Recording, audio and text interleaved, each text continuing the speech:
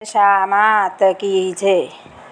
અષાઢ વદ આસો આ વ્રત કરનારે સવારે નાહી ધોઈ વાર્તા સાંભળવી અને 10 દિવસ સુધી નકોરડા ઉપવાસ કરવા, માટીની સાંડણી બનાવવી અને તેનું પૂજન કરવું। 10મે દિવસે સાંડળીને જળમાં પધરાવવી। 5 વર્ષ પૂરા થયા વ્રતનું ઉજવણું કરવું। 1 રૂપાની સાંડળી બનાવી તેને સુપાત્ર બ્રાહ્મણને દાનમાં આપવી। અષાઢ મહિનો આવ્યો, દિવાસાનો દિવસ આવ્યો। બધી બહેનો દશામાનું વ્રત કરે અને નદીએ નાહવા જાય। નદીને કાંઠે રાજાનું રાજભવન હતું। રાણીએ દાસીને પૂછ્યું, આ બહેનો શાના વ્રત કરે છે?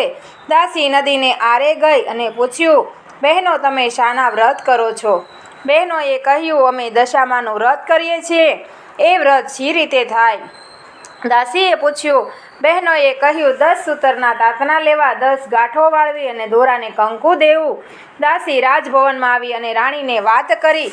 રાત્રે રાજા આવ્યા એટલે રાણીએ કહ્યું, હું દશામાનું વ્રત કરું? રાજા કહે, એ વ્રતથી શો લાભ થાય? રાણી કહે, નિર્ધનને ધન મળે, પુત્ર પરિવાર વધે। રાજા કહે, મારે ધનની ખોટ નથી, ઘોડા હાથી રાજપાટ જે જોઈએ તે છે।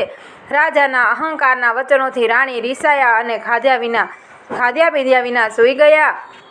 રાત્રે દશામાં આવ્યા અને બધા રાજ્યમાં ફરી વળ્યા। સવારનો પહોર થયો, રાજ્યમાં આંધાધૂંધી થવા માંડી।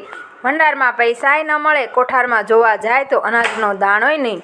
ગામની પ્રજા રાજાને કહેવા માંડી, હવે તમે પહેરેલે લુગડે બહાર નીકળો, તમારા રાજમાં માઠી દશા બેસશે। રાજા રાણી ત્યાંથી ચાલી નીકળ્યા અને ગામને પાદર ફૂલવાડીએ બેઠા।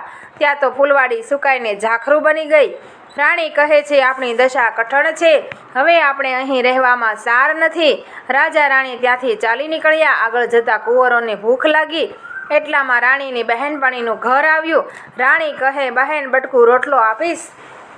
જા જા રાણ ભિખારણ, મારા રાજ્યમાં બટકું રોટલો લેવા આવી છે, લાજ નથી આવતી? બહેનપણીએ કહ્યું। તેઓ ત્યાંથી આગળ ચાલ્યા। કુંવરને તરસ લાગી। રાણી બંને કુંવરોને લઈ વાવમાં પાણી પીવરાવા જાય છે।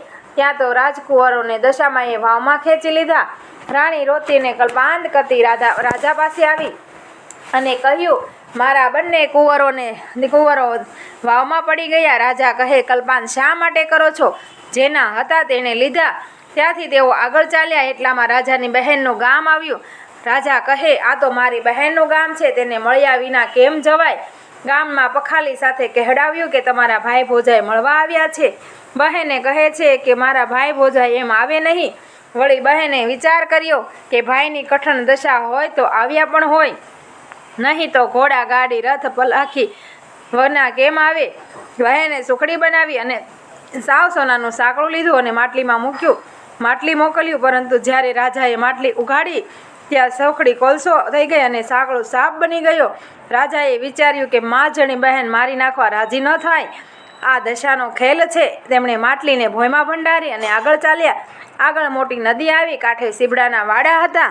રાણીએ ખેડૂતને કહ્યું, ભાઈ એક સીબડું ખાવા આપશો? બહુ ભૂખ લાગી છે। સૂર્યનારાયણ અસ્ત થયા પછી જમવું નહીં તેવું તેનું નિયમ હતું, તેથી સીબડું રથમાં મૂકી તેઓ સૂઈ ગયા। ત્યાં તો અજાણ્યા સૈનિકો આવ્યા। પાસેના બીજા ગામના રાજાનો કુંવર રિસાઈને મોસાળમાં નાસી ગયો હતો, તેથી એ રાજાએ અહીં શોધ કરવા માટે સૈનિકો મોકલ્યા હતા। રથમાં જે સીબડું હતું તે અચાનક કુંવરનું માથું થઈ ગયું।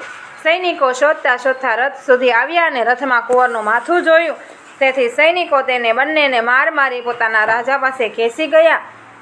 પેલા રાજાએ તેમને કારાવાસમાં નાખ્યા અને રાણીને અલગ ઓરડી આપી।